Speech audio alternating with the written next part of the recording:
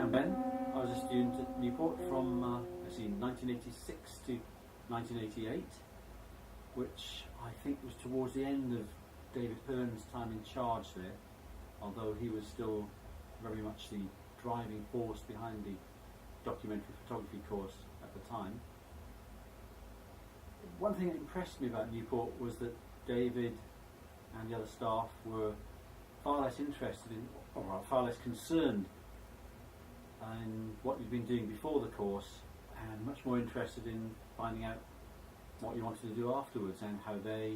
and the course could help you achieve that.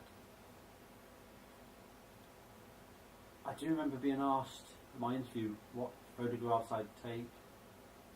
what project I'd undertake given unlimited resources, and I have no idea what I said now, but whatever it was, it got me on the course. So I think the strength of the course at Newport lay in the responsibility it put on students to motivate themselves. Really was a case of the more effort you put into it, the more you got out, and really being lazy wasn't an option. You'd find yourself constantly out of your comfort zone, or at least I did, putting yourself in situations you'd really never imagined being. But of course it all helped when it came to taking the photographs you had imagined yourself taking, and there was a lot of satisfaction in getting that person at work picture to work, and knowing that if you could make a picture of someone creosoting a fence look halfway interesting, then you were a step nearer being halfway employable, which was good. I sometimes felt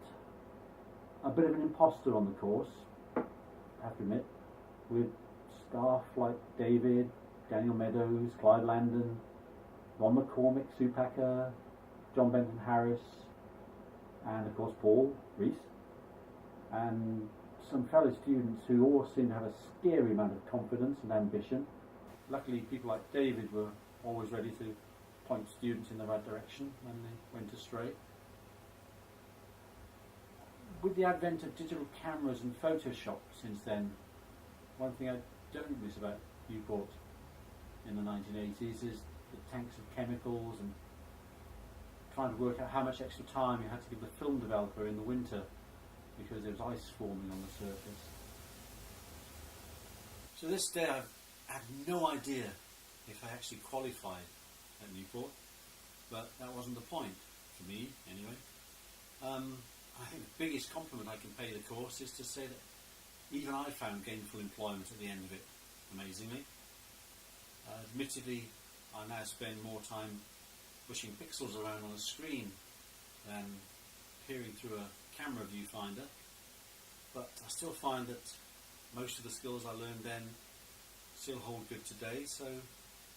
thank you David Hearn and everyone else at Newport.